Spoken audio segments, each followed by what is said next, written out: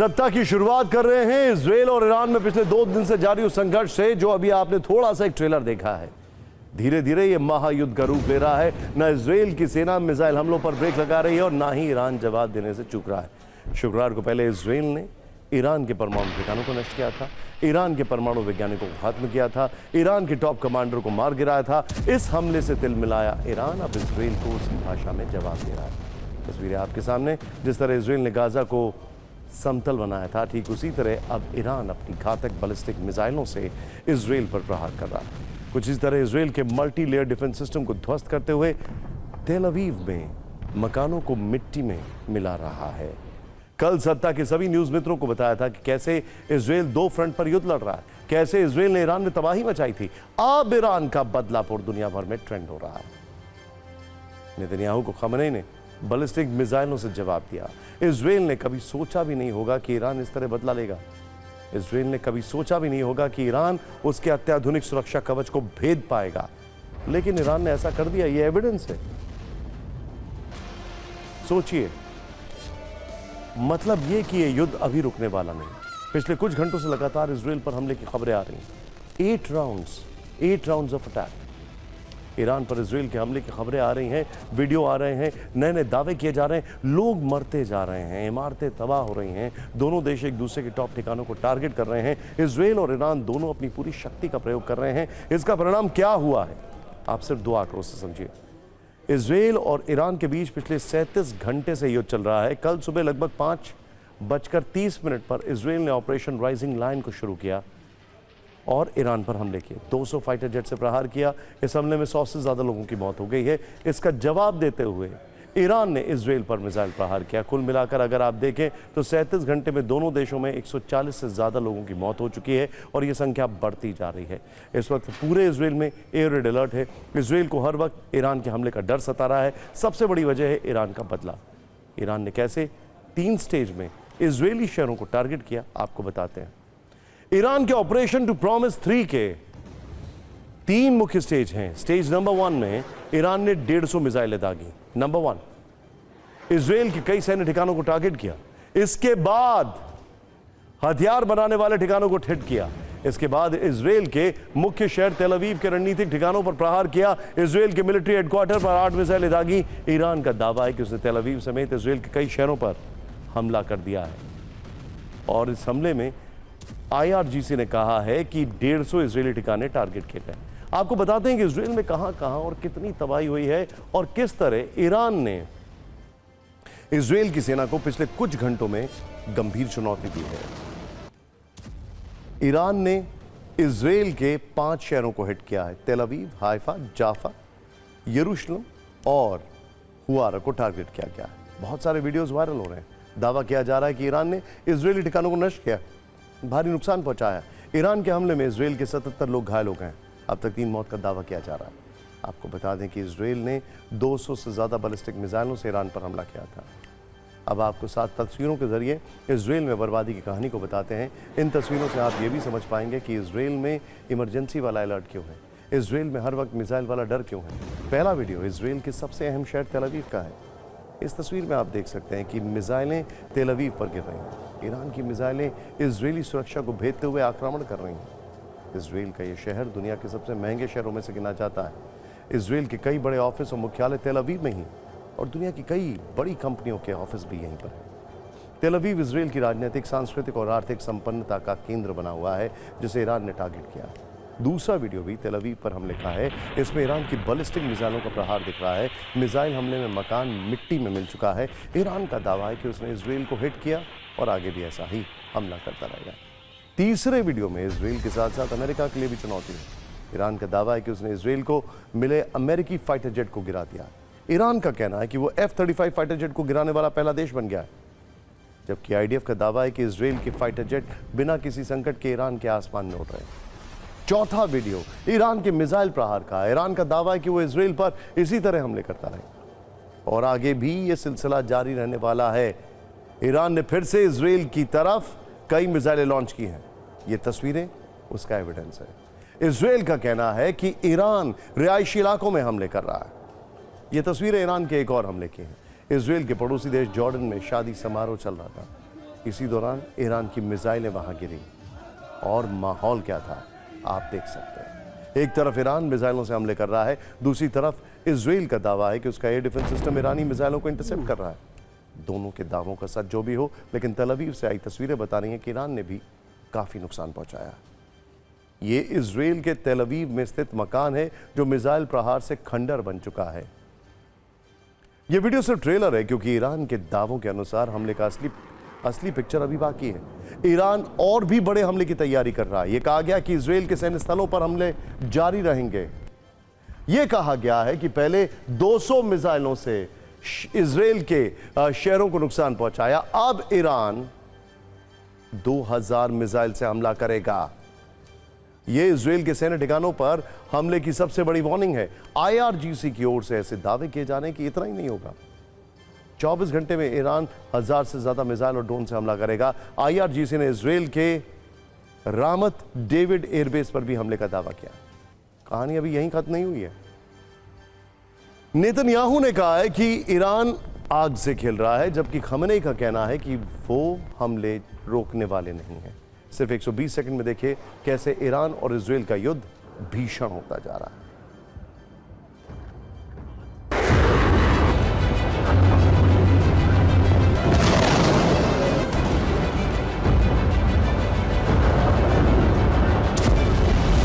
Iran की तबाही operation true promise 3 के जरिए आई है। ट्रू प्रॉमिस का अर्थ होता है सच्चा वादा, और इसे कयामत के दिन से जोड़कर देखा जाता है। इसके अलावा इसे अंतिम न्याय का दिन भी कहा जाता है, और इसी नाम का इस्तेमाल ईरान ने अपनी सैन्य कार्रवाई को किया है, कि उसकी नज़र में न्याय और प्रतिशोध का प्रतीक है।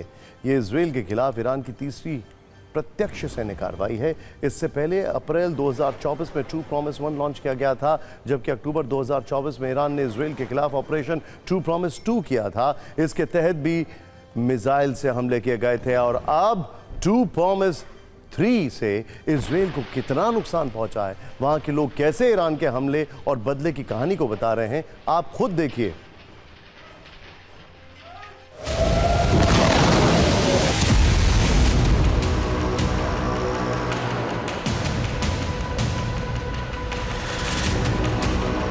वैसे देखा जाए तो इस युद्ध में बहुत सारे मुस्लिम मुल्क खुलकर ईरान के साथ नहीं हैं, लेकिन ईरान और लेबनान में इजराइल पर हमले के बाद जश्न मनाया गया।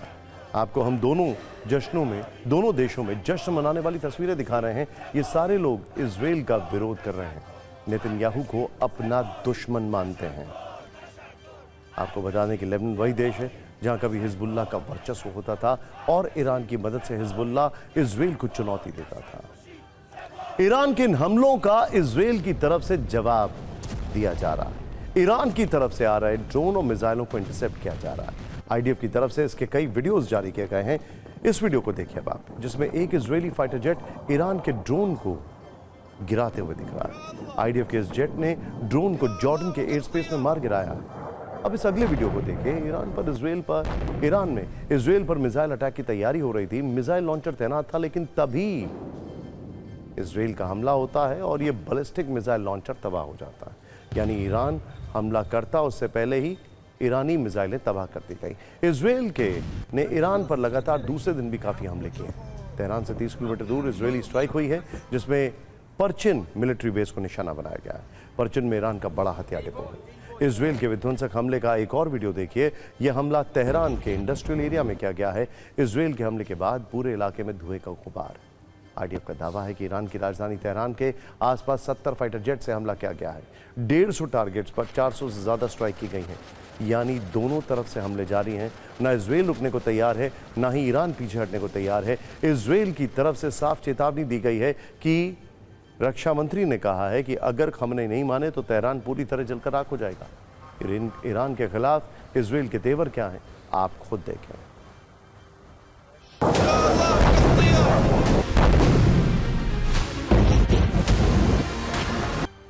सवाल है कि इजराइल का असली मकसद क्या है? सिर्फ ईरान के परमाणु साइट्स को तबाह करना, या इजराइल की प्लानिंग इससे भी कुछ आगे की है?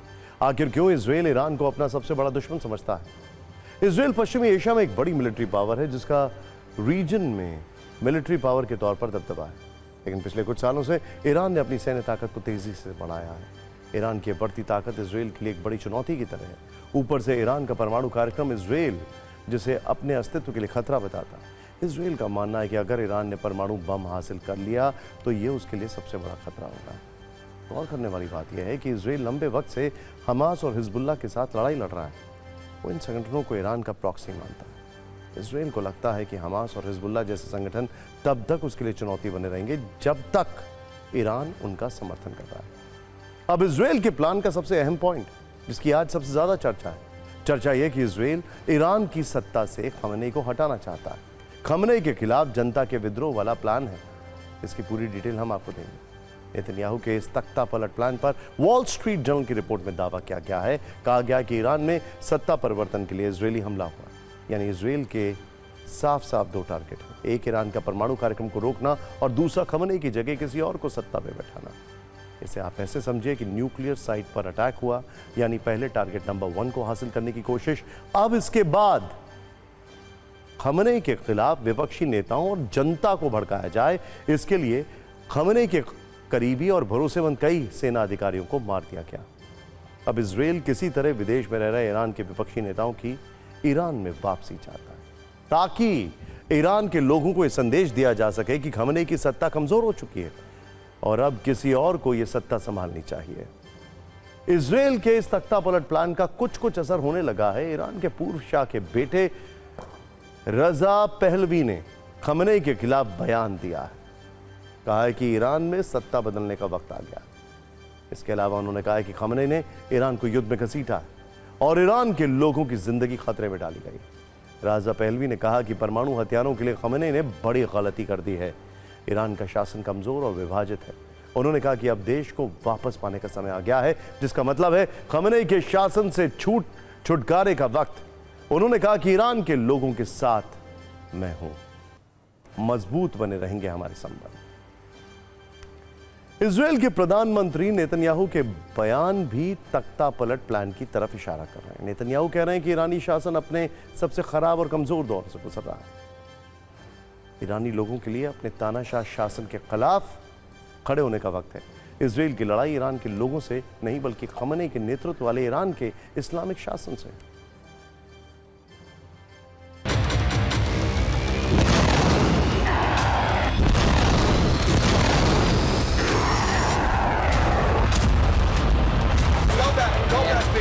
अब ईरान और इजराइल का तनाव आर पार की लड़ाई में तब्दील हो चुका है। ऐसे में हमारे न्यूज मित्रों के मन में एक सवाल होगा कि इस लड़ाई में कौन किस पर भारी पड़ेगा।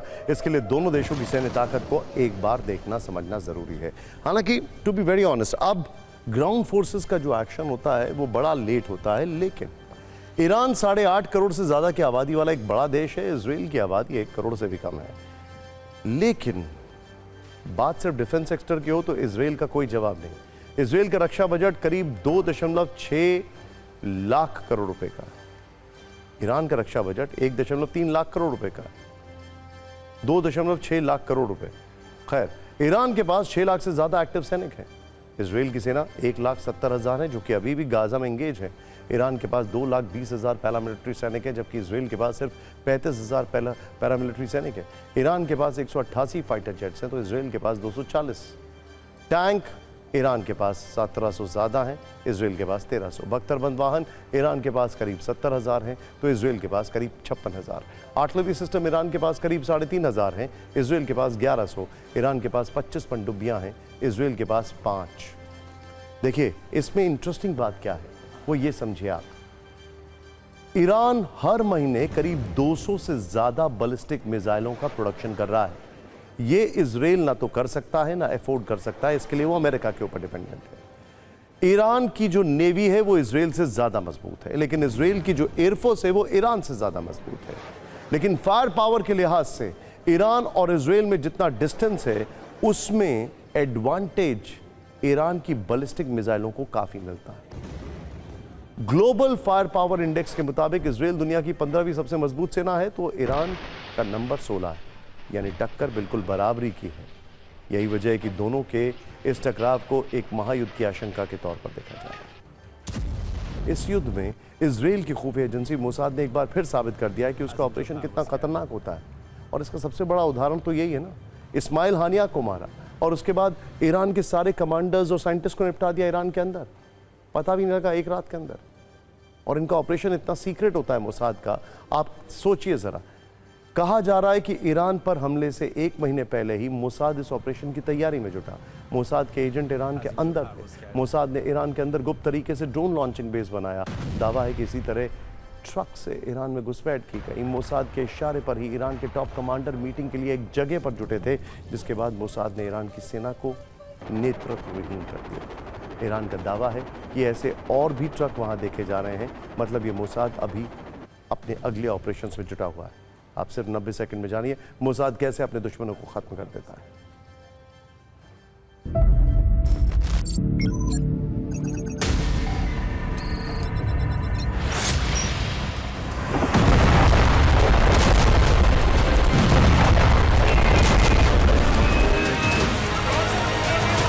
मोसाद बड़ा लंबा अपना प्रोग्राम चलाता है। ये उनके जो एजेंट्स हैं वो कई सालों से उन्होंने इन्फिल्ट्रेट किए हैं ईरान के बीच में, और वो इस प्रकार से इन्फिल्ट्रेट किए हैं कि ईरान को तो अभी मालूम नहीं है कि कौन है ये एजेंट। छोटे लेवल पर, बड़े लेवल पर, लेकिन वो कई सालों से वहाँ पर इन्फिल्ट्रेटेड है।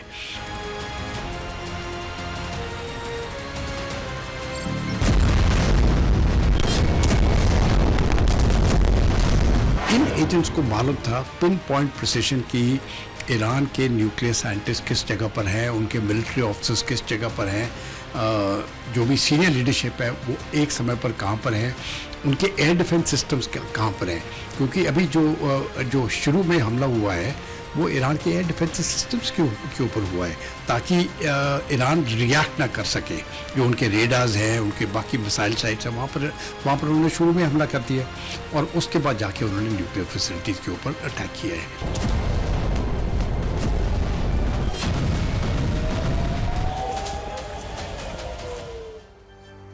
ईरान की न्यूक्लियर साइट्स पर इजरायल के हमलों ने न्यूक्लियर रेडिएशन के खतरे की घंटी बजा दी है। आईएईए चीफ राफेल ग्रॉसी का सनसनीखेज दावा है कि नतांज न्यूक्लियर प्लांट से रेडिएशन शुरू हुआ है। दावा है कि हमले में प्लांट का ऊपरी हिस्सा तबाह हुआ है, जिससे प्लांट के सेंट्रीफ्यूजेस पर असर पड़ने की संभावना है। सेंट्रीफ्यूज उपकरण का इस्तेमाल यूरेनियम एनरिचमेंट के लिए किया जाता है, जो यूरेनियम के प्राकृतिक आइसोटोप्स को अलग करता है। दावा है कि इसे नुकसान होने से प्लांट के अंदर अब रेडिएशन हो रहा है। आईएईए का कहना है कि अभी इस रेडिएशन को कंट्रोल किया जा सकता है। वक्त रहते कंट्रोल नहीं किया गया तो बड़ी तबाही हो सकती है। प्लांट के अंडरग्राउंड हिस्से पर इजरायली अटैक का ज़्यादा असर नहीं हुआ, इसीलिए रेडिएशन अभी उस स्तर का नहीं है जो आबादी के लिए खतरा बने। हालांकि ईरान का दावा है कि वो न्यूक्लियर साइट महत्वपूर्ण मटीरियल पहले ही से हटा चुका है न्यूक्लियर साइट से।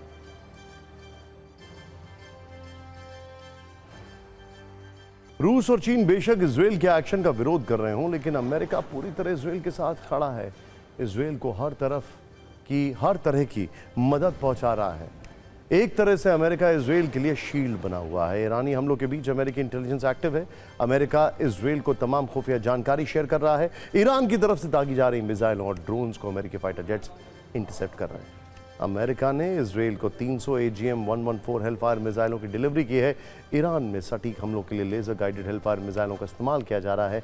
खबर है कि इजरायल की रक्षा के लिए अमेरिका ने अपने युद्धपोत रवाना कर दिए हैं। ईरान का दावा है कि ईरान की सीमा के पास अमेरिकी हेलीकॉप्टर भी देखे गए। इस रीजन में करीब 60 जगहों पर अमेरिकी सेना की मौजूदगी है। इसमें 15 बड़े सैन्य बेस हैं। 45 जगहों पर छोटे समूह में अमेरिका के जवान तैनात हैं। इसमें मिस्र से लेकर जॉर्डन, तुर्की, सीरिया, इराक, कुवैत, सऊदी अरब, बहरीन, कतर, यूएई और ओमान शामिल है। ईरान ने कहा है कि वो इजरायल का साथ देने वाले देशों पर भी हमला करेगा। अमेरिका ने कहा है कि अगर उसके ठिकानों को निशाना बनाया गया तो अंजाम बुरा होगा।